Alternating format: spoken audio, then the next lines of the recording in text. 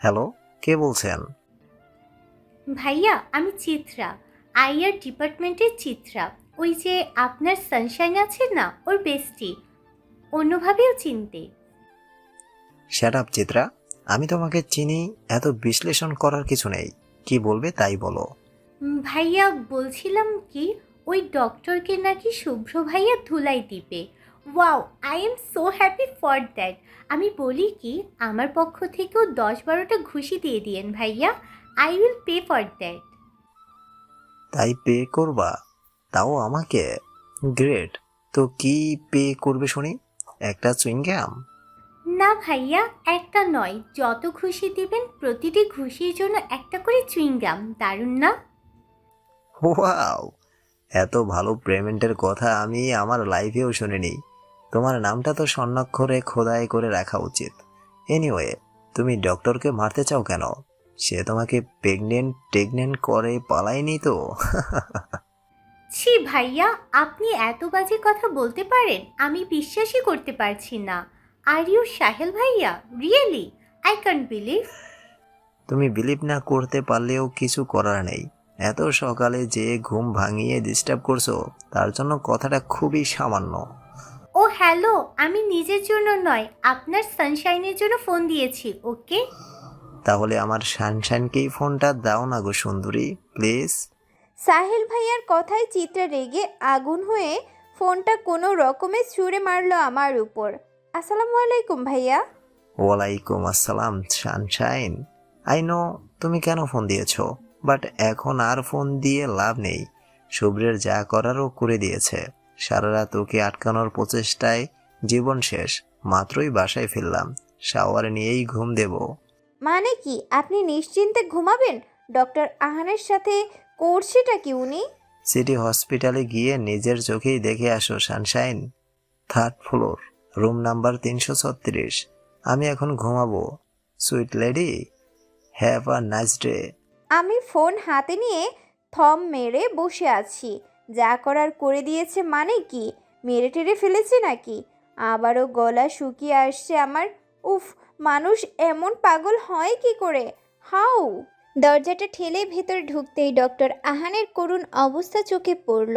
হাতে পায়ে প্লাস্টার আর ব্যান্ডেজের ছড়াছড়ি। ইস, আমার জন্য ওনার এতটা ক্ষতি হয়ে গেল। এই মুহূর্তে শুভ্র ভাইয়ার প্রতি চরম রাগ লাগছে আমার।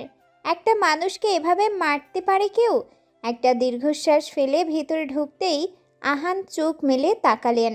আমাকে দেখেই মিষ্টি হাসি দিয়ে বলে উঠলেন, আমি তো ভালো আছি, বাট আপনার অবস্থা তো করুণ। I am so sorry. সব কিছু আমার জন্য। আরে না না, আপনার জন্য কেন হবে?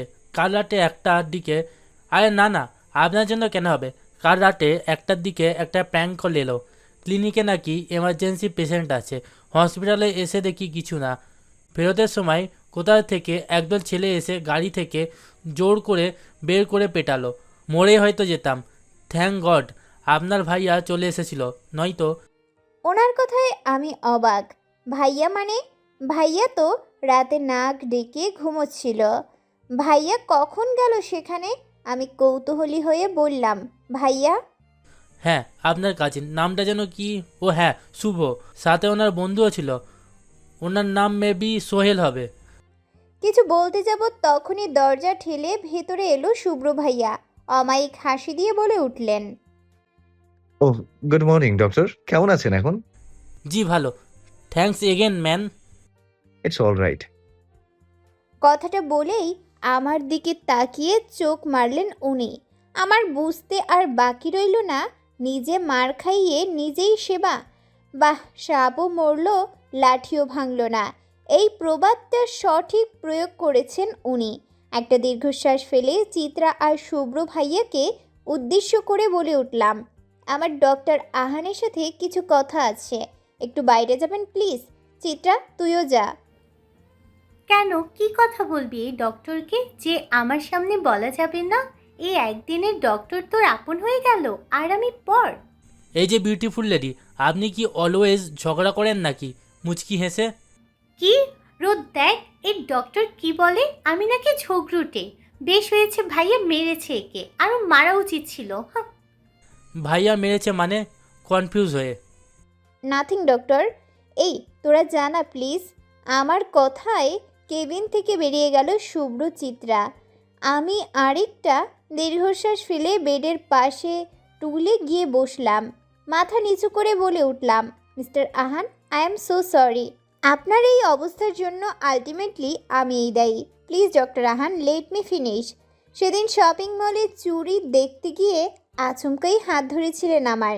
বিষয়টায় আমিও চমকে গিয়েছিলাম, সাথে সাথেই ছেড়েও দিয়েছিলেন। কিন্তু এনিওয়ে, আমি একজনকে পছন্দ করি, আর যাকে পছন্দ করি তার মাথায় একটু গণ্ডগোল আছে বলেই আমি মনে করি। এমনিতে সব ঠিকঠাক, শুধু আমার ব্যাপারই হয়তো পাগলামো তার। আপনি আমার হাত ধরায় রাগের মাথায় আপনার এই অবস্থা করেছে সে। তাই বলছিলাম কি, একটা ভালো মেয়ে দেখে বিয়ে করে নিন প্লিজ। আমাকে নিয়ে ভাবা বন্ধ করুন, নয়তো আবারও মার খেতে হতে পারে, হয়তো মেরেই ফেলবে। সো প্লিজ এই বিষয়টা নিয়ে আর না এগুলোই better. But I want to marry you. It's not about my feelings. আমার মায়ের ফিলিংসও জড়িত আছে এতে। মা অনেক পছন্দ করেন আপনাকে, তাছাড়া এখন আমিও তাই চাই। দেখুন, আগে তো জীবন বাঁচান, তারপর বিয়ে। আমার জন্য কারো ক্ষতি হোক তা আমি মোটেও চাই না। তাছাড়া উনি আপনাকে না মারলেও বিয়েটা করা আমার পক্ষে সম্ভব হতো না। I am really love him. Please বোঝার চেষ্টা করুন। আপনার মাকে বলে দিবেন যে আমি ফালতু একটা মেয়ে, তাহলে দেখবেন উনি নিজেই সরে যাবেন। আসছি। কথাটা বলেই উঠে দাঁড়িয়ে দরজার দিকে হাঁটা দিতেই পেছন থেকে ডেকে উঠল আহান। হেই লিটল বেবি। পেছনে তাকিয়ে। আপনার কথাই রাখবো।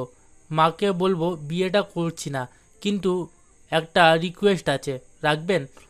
রিকোয়েস্ট? কি রিকোয়েস্ট? ভুরুকুচকে বললাম। চলে তো যাইবেন? মাথাটা ব্যথা করছে খুব, একটু হাত রাখবেন মাথায় প্লিজ। আমি অবাক চোখে ওনার দিকে তাকিয়ে আছি। কি বলবো বুঝতেই পারছি না।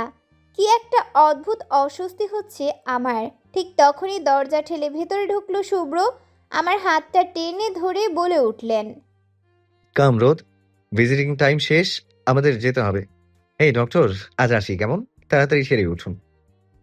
আহানকে কিছু বলতে না দিয়েই আমার হাতটা টেনে বেরিয়ে এলো শুভ্র। মনে মনে স্বস্তির নিঃশ্বাস ফেললাম আমি। চিত্রার আমাকে নিয়ে গাড়িতে উঠতে উঠতে বলে উঠলেন উনি, আজকেই লাস্ট টাইম। এই হাড়ের ডাক্তারের সামনে আজ যেন না পড়ো তুমি। আপনি আপনার চেলাদের দিয়ে এভাবে মেরেছেন ওনাকে, তাই না? মেরেছি তো। তো মানে, মারলে নিজে মারবেন, অন্যকে দিয়ে মার খাইয়ে ভালো সাজার মানেটা কি? আমি মারলে পুলিশ কেস হতো। পোলাপানগুলো যেভাবে মেরেছে তাতে ব্যাপারটা রাস্তাঘাটে ছিনতাইকারীর আক্রমণ হিসেবে শো করছে। পুলিশ কেস হলে কোনো অ্যাকশন হবে না। নিজেই মারতে চেয়েছিলাম, বাট সাহেলের জন্য পারিনি, তাই বাধ্য হয়ে।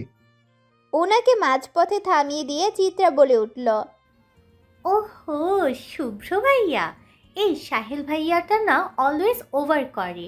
ওনাকেও 2-4টা চড় থাপ্পড় দেওয়া উচিত ছিল ভাইয়া, আপনার বইয়ের হাত ধরে।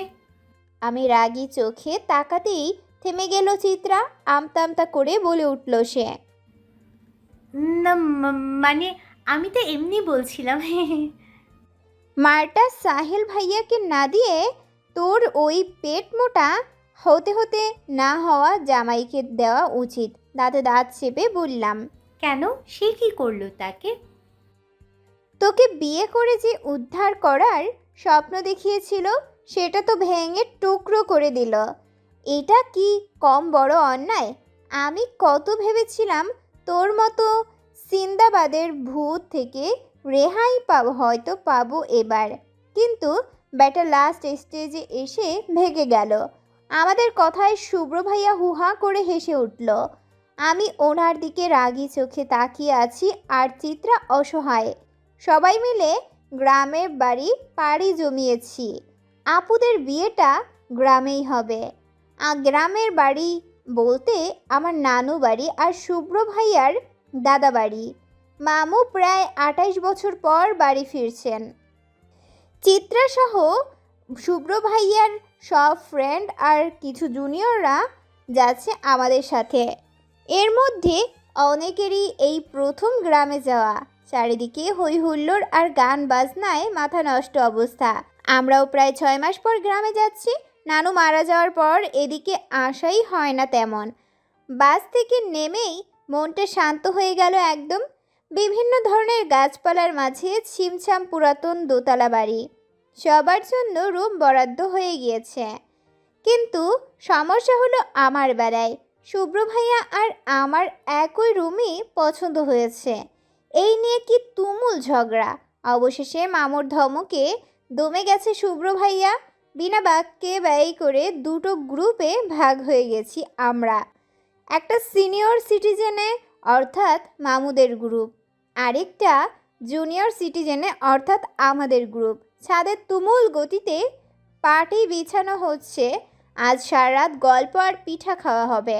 রহিমা খালা আর মজিদ চাচা দুজনে নিজ ইচ্ছেই আমাদের গ্রুপে নাম লিখিয়েছেন। তার নাকি ওইসব বুড়োদের সাথে মিশ খায় না। রহিমা খালা এই বাড়ির কাজের লোক আর মজিদ চাচা কেয়ারটেকার। এদের দুজনের মধ্যে মাখো মাখো ভাব। প্রেমের দ্বিতীয় এপিসোড চলছে তাদের। রাত 8টা বাজতেই সবাই গিয়ে বসলাম ছাদে। রাতুল ভাইয়া এখনও শুভ্র ভাইয়াকে বারবার দুলাভাই বলে চলেছেন, সাথে দু একটা থাপ্পড়ও খাচ্ছেন, কিন্তু তাতে তার কোনো ভাবদয় হচ্ছে বলে মনে হচ্ছে না, বরং বেশ মজা পাচ্ছেন বলে মনে হচ্ছে। সাকিব ভাইয়া চিত্রাকে ইমপ্রেস করার বহু চেষ্টায় আছে, কিন্তু সিনিয়রদের সামনে নিজের ঠিক প্রকাশকে করতে পারছে না বেচারা। নীলিমা আপু আর রোহান ভাইয়া তাদের ননস্টপ ঝগড়া চালিয়ে যাচ্ছে। রাহি আপু সাব্বির ভাইয়ার সাথে কি এত ফুসুর ফাসুর গল্প করছেন আল্লাহ মালুম। আমাদের সাহেল ভাইয়া ক্যামেরা হাতে ছুটছেন, সবারই বিভিন্ন অ্যাঙ্গেলের ছবি তুলে মেমোরি ভরে চলেছেন। তার ক্যামেরায় রহিমা খালা আর মজিদ চাচার সিঁড়িতলের রোম্যান্সও ধরা পড়েছে চরমভাবে। সারারাত গল্পে মত্ত থেকে এখন সবার চোখে ঘুমে ঢুলুঢুলু। আমি ছাদের কার্নিশ ধরে দাঁড়িয়ে আছি।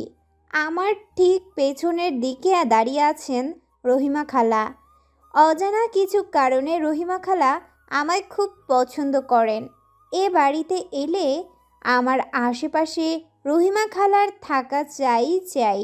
এমনকি আমি ওয়াশরুমে গেলেও উনি দরজার বাইরে দাঁড়িয়ে থাকেন। অনেক ধমকেও ওনাকে আমার পিছু ছাড়াতে পারিনি। খেতে বসলে সবচেয়ে বড় মাছটা আমার প্লেটে এলো কি না তা নিয়ে তার ব্যাপক চিন্তা। এমন কিছু আনএক্সপেক্টেড ভালোবাসা বিরক্তিকর হলেও তৃপ্তিকর। নিচে সাহেল ভাইয়া বিভিন্ন ফুলের ডালি, গ্রামের বাচ্চা মেয়ে এসবের ছবি তুলছেন। কি এত মজা পাচ্ছেন কে জানে। শুভ্র ভাইয়াকেও এক কোণে বসে থাকতে দেখা গেল। কাগজ হাতে বাজারের হিসাব দেখছেন হয়তো। মেরুন পাঞ্জাবিতে অসাধারণ লাগছে তাকে। আশেপাশে বেশ কিছু মেয়ে আর বাচ্চারা কৌতূহল নিয়ে তাকিয়ে আছে ওনার দিকে। ব্যাপারটা যেন উনি চরম বিরক্ত। চোখ মুখ লাল করে সাকিব ভাইয়াকে কিছু একটা বললেন উনি। একটা শুনেই সাকিব ভাইয়া মেয়েদের দিকে এগিয়ে গেল। কিছু একটা বলল, কিন্তু কাজ হলো বলে মোটেও না। শুভ্র ভাইয়ার এই বিষয়টাই ব্যাপক হাসি পায় আমার। কোনো মেয়েই ওনার দিকে তাকালে মেজাজ খারাপ হয়ে যায় ওনার, যেন 7 রাজার ধন নিয়ে যাচ্ছে তার। হঠাৎই পেন্সিলটা ঠোঁটে চেপে ধরে পাশে দাঁড়ানো রাতুল ভাইয়ার গালে চর বসিয়ে দিলেন উনি। রাতুল ভাইয়ার তাতে ভ্রুক্ষেপ নেই বললেই চলে। 1-2 বার গালে হাত দিয়ে সাহেল ভাইয়ার দিকে তাকিয়ে 32টা দাঁত বের করে ছবির মডেল হয়ে গেলেন তিনি। নীলা আপু, রাহি আপু আর চিত্রা আলপনা আঁকছে। চিত্রার পিঠ থেকে শাড়ি সরে গেছে, সেদিকে খেয়ালই নেই তার। মেয়েটা এত বেখেয়ালি কেন? নীলি আপুর ছোট চুলগুলো আটকে দেওয়ার দায়িত্বে রোহান ভাইয়ার বেচারা পাশের চুলের কাটা হাতে বসে আছে। কিভাবে লাগবে বুঝতে পারছে না, নয়তো বা লজ্জা পাচ্ছে খুব। আমিও খুশি মনে নিচের দিকে হাঁটা দিলাম। আলপনা আঁকতে হচ্ছে ইচ্ছে করছে খুব। সিঁড়ি শেষ করে আঙিনায় পা রাখতেই সাহেল ভাইয়াকে চোখে পড়ল। ওনার দিকে এগুতে নিতেই দেখি চিত্রা ওনার পেছনে ছুটছে আর তুমুল গতিতে ডেকে চলেছে। সাহেল ভাইয়া তুমুল বিরক্তি নিয়ে পেছন ফিরে তাকালেন। কি সমস্যা তোমার? অলওয়েজ চেঁচাও কেন? চেঁচালাম কই? আমি তো আপনাকে ডাকলাম। ডেকে উদ্ধার করেছেন আমায়, এখন দয়া করে বলবেন এই অনুগ্রহ করার কারণ? ভাইয়া দেখুন না, সাকিব ভাই আমাকে কাল থেকে ডিস্টার্ব করছে। চিত্রার কথায় ভুরু কুঁচকে তাকালো সাহেল ভাইয়া। তারপর বিরক্ত মুখে সাকিব ভাইয়াকে ডেকে উঠলেন। সাকিব ভাইয়া পাশে এসে দাঁড়াতেই মুখ বাঁকালো চিত্রা। সাকিব ভাইয়া সেদিকে পাত্তা না দিয়ে বলে উঠলেন, জি ভাই, কোনো দরকার? তুই নাকি চিত্রাকে কাল থেকে ডিস্টার্ব করছিস? কেন রে, প্রেমে টেমে পড়েছিস কেন? না মানে আসলে ভাই, ভাই মাথা চুলকে। এত তুলানোর কিছু নেই, চিত্রাও তো তোমাকে পছন্দ করে, তোমাকে ইমপ্রেস করার চেষ্টা করেছে, এটাকে ডিস্টার্ব বলতে পারো না? বেচারা এত ট্রাই করছে, ইমপ্রেস হয়ে গেলেই তো পারো বোন। এই সাকিব, ওকে প্রপোজ কর, মানা করে দিলে আর ট্রাই মারিস না, বুঝেছিস তো, সানশাইনের বান্ধবী। আর যদি রাজি হয়ে যায় তো একটা ঠান্ডা কোক খাওয়াস তো আমায়, বড্ড গরম পড়েছে রে। কথাটা বলেই ক্যামেরা চেক করতে করতে উল্টো পথে হাঁটা দিলেন উনি। সাকিব ভাইয়া মুচকি হাসছেন আর চিত্রা হতবাক। তাকে দেখে মনে হচ্ছে হৃদয় ভঙ্গ হয়েছে তার। এমনটা আশা করেনি সে। আমি একটু এগিয়ে গিয়ে গলা খাকারি দিয়ে ডেকে উঠলাম, এই যে মিস্টার। সাহেল ভাইয়া পাশে তাকালেন। আমায় দেখে মুচকি হেসে পাশে দাঁড়িয়েই বলে উঠলেন, হ্যালো সানশাইন, তোমার প্রকোপে আমি ঘেমে হয়রান, আজ এত রোদ কেন গো? ওনার কথায় হালকা হাসলাম আমি। উনি পাঞ্জাবির কলার ছিঁড়ে আমার দিকে তাকিয়েই বলে উঠলেন, মাথা ব্যথা নাকি তোমার সানশাইন? মুখটা শুকনো লাগছে। হ্যাঁ হালকা। শুভ্রকে ডাকবো নাকি? সারিয়ে দিবে একদম। দুষ্টু হাসি দিয়ে বলল। ওনার হাসিতে লজ্জা পেয়ে গেলাম আমি। কোনো রকম বলে উঠলাম, আমার মাথা ব্যথা ওনার কি কাজ? উনি হাসলেন। আমি আবারও বলে উঠলাম, কাল থেকে দেখছি ছবি তুলছেন, এত কিসের ছবি তুলছেন শুনি? সব কিছুর ছবি তো তুলছি, তোমার ছবিও তুলবো। না থাক। কেন? উনি আমার কথার জবাব না দিয়েই বলে উঠলেন, কয়েক বছরের জন্য দেশের বাইরে চলে যাচ্ছে, তাই দেশটাকে আর কাছের মানুষগুলোকে ক্যামেরা বন্দি করে নিয়ে চলেছি। তাছাড়া আমি এমনিতেও ছবি তুলতে পছন্দ করি। ভার্সিটিতেও তো আমার হাতে কাঁধে ব্যাগে সব সময়ই ক্যামেরা থাকে। তুমি হয়তো খেয়াল করোনি, শুভ্রকে রেখে আর আশেপাশের দিকে তাকানোর সময় আছে তোমার? ছি ভাইয়া, আমি ওনাকে দেখতে যাব কেন? আর আপনি দেশের বাইরে চলে যাচ্ছেন মানে? স্কলারশিপের জন্য অ্যাপ্লাই করেছিলাম, হয়ে গেছে, তাই যাচ্ছি ঘুরে আসি। তোমার জন্য একটা গিফট আছে সানশাইন, যাওয়ার দিন দিয়ে যাব, নিবে তো? জি জি অবশ্যই, কিন্তু আমার জন্য কেন অস্বস্তি নিয়ে? উনি হাসলেন। প্রসঙ্গটা পাল্টে দিয়ে বলে উঠলেন, পুকুরের পাশের ছবিগুলো অস্থির হয়েছে বুঝলে সানশাইন, সকালের প্রথম রোদের প্রতিফলন, ওই দিকটাই ছবি তোলা হয়নি। আমি যাচ্ছি, তুমি থাকো। চারিদিকে রমরমা পরিবেশ। আজ আপুর বিয়ে ভাবতেই ফুরফুরে লাগছে। লাল রঙের শাড়ি পরেছি আজ, হাতে লাল চুড়ি, ডালা ভর্তি ফুল নিয়ে আঙিনা বের হতেই ধমকে গেলাম আমি। আমার সাথে সাথে দাঁড়িয়ে পড়ল রহিমা খালাও। কৌতূহল নিয়ে বলে উঠলেন, কি হয়েছে আম্মা? খাড়াই পড়লেন কেন? সামনে দেখো, ওই রাজপুত্র ছেলেটি বুকটা ক্ষতবিক্ষত করে দিয়েছে আমায়। রহিমা খালার হাতে ফুলের টুকরিটা দিয়ে বুকে হাত দিয়ে জোরে জোরে শ্বাস নিতে লাগলাম আমি। শুভ্র লাল শেরওয়ানি আর ঘিরা ধুতি পরছেন আজ। সিল্কি স্ট্রেট চুলগুলো পরে আছে কপালে, হাতে ব্র্যান্ডেড ঘড়ি। এই অল্পতেই কি অসম্ভব সুন্দর লাগছে আমার। বুকে চিনচিন ব্যথা করছে যেন, মাথাটা ঝিমঝিম করছে। রহিমা খালা ভয়ার্ত কণ্ঠে বলে উঠলেন, কি হয়েছে আম্মা? ঠিক আছেন গো? না রহিমা খালা, একদম ঠিক নেই আমি। এই লাল পাঞ্জাবি পরা ছেলেটি আমার বুকে খুব ব্যথা দিয়েছে গো। আমার কথায় আটকে উঠলেন রহিমা খালা। ফিস ফিস করে বলে উঠলেন, কন কি আম্মা? কাউরে কইছুন? আমি উত্তর না দিয়ে বললাম, আমার রুমে দিয়ে আসো রহিমা খালা, একটু শান্তিতে নিঃশ্বাস ফেলবো। রহিমা খালা আমায় রুমে দিয়ে আসতেই দরজা বন্ধ করে শুয়ে পড়লাম আমি। মাথাটা ভন ভন করছে আমার, সব কিছু কেমন ফাঁকা ফাঁকা লাগছে আমার। আকাশ পাতাল ভাবতে ভাবতে কখন যে ঘুমিয়ে পড়েছি বুঝতেই পারিনি। যখন ঘুম ভাঙলো তখন চারিদিকে নিস্তব্ধতা।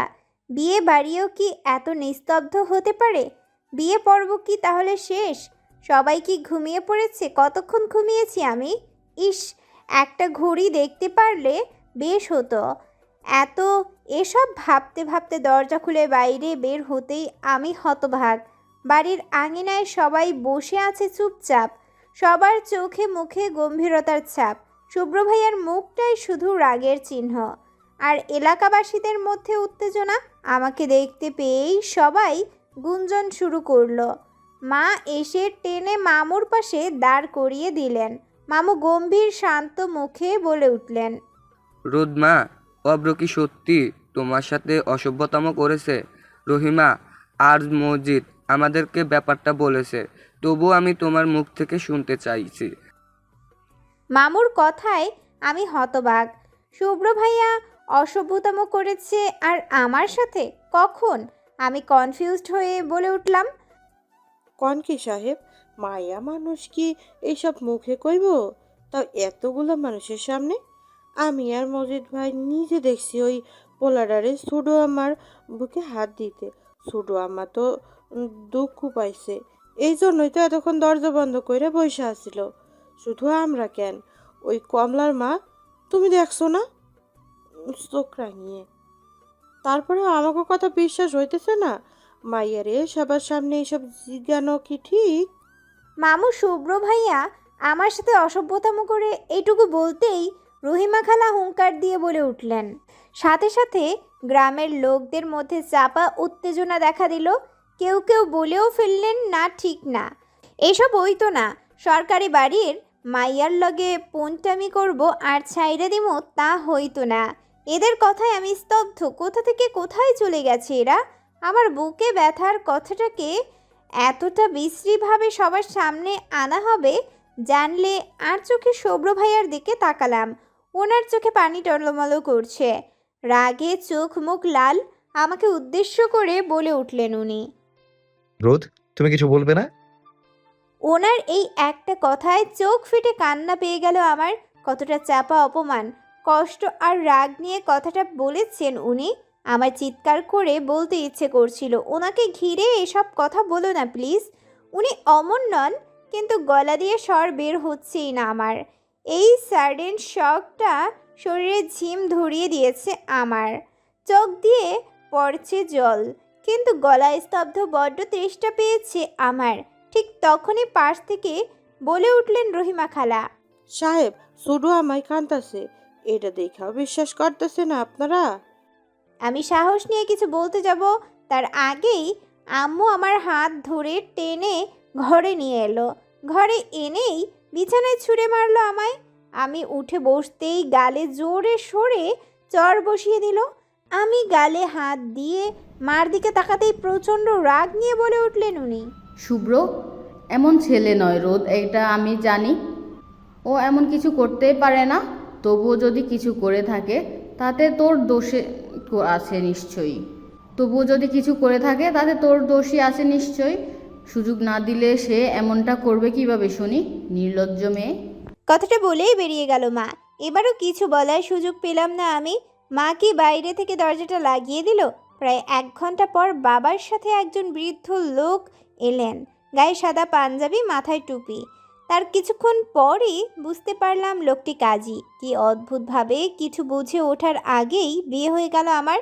সামান্য ভুল বোঝাবুঝিতেই জীবনটা কোথায় গিয়ে আটকে গেল আমার। চোখ দিয়ে পানি গড়িয়ে পড়ছে ক্রমাগত। একবার আপু আর চিত্রার রুমে ঢোকার চেষ্টা করেছিল, তাদের ধমক দিয়ে তাড়িয়ে দিয়েছে মা। নিজেকে কোনো নাটকীয় উপন্যাসের পটভূমি মনে হচ্ছে আমার। এভাবেও বিয়ে হয়? এটা কি বাস্তব নাকি স্বপ্ন? জানালা দিয়ে রহিমা খালাকে ডেকে দরজা খুলতে বললাম। রুম থেকে বেরিয়ে সোজা হাঁটা দিলাম আঙিনায়। আপুর বিয়েটা এখনো শেষ হয়নি, সবাই বিভিন্ন কাজে ব্যস্ত। চুপ থেকে যে অন্যায়টা আমি করেছি তার মাসুল দিব এবার। নিজের প্রতি ঘৃণা লাগছে আমার। নিজের ভালোবাসার মানুষটার জন্য প্রতিবাদী যখন করতে পারলাম না, কেমন মানুষ আমি? নিজেকে শেষ করে দিতে ইচ্ছে করছে। আমার জন্য শুভ্র ভাইয়ার চোখে জল। ছি। আঙিনায় রাখা চেয়ারে মুরব্বীরা বসে আছে। আমি সোজা মামুর সামনে গিয়ে দাঁড়ালাম। গলা কাঁপায় বললাম, মামু আমার দিকে শান্ত দৃষ্টিতে তাকালেন। মামুর দৃষ্টিতেই কান্না পেয়ে গেল আমার। নিজেকে সংযত করে বলে উঠলাম, মামু, গ্রামের সবাইকে জড়ো করো প্লিজ। 1 ঘন্টা আগে যেমনটা ছিল ঠিক তেমন। প্লিজ মামু, প্লিজ। করুণ গলায় বললাম। মামু কিছু বলবেন না। কেউ একজন কিছু একটা ইশারা করলেন। 10-15 মিনিটের মধ্যেই বিয়ে বাড়ির সব লোক এক জায়গায় জড়ো হয়ে গেল। আমি মামুর দিকে তাকিয়ে কান্না মিশ্রিত গলায় বলে উঠলাম, সরি মামু, আই অ্যাম এক্সট্রিমলি সরি।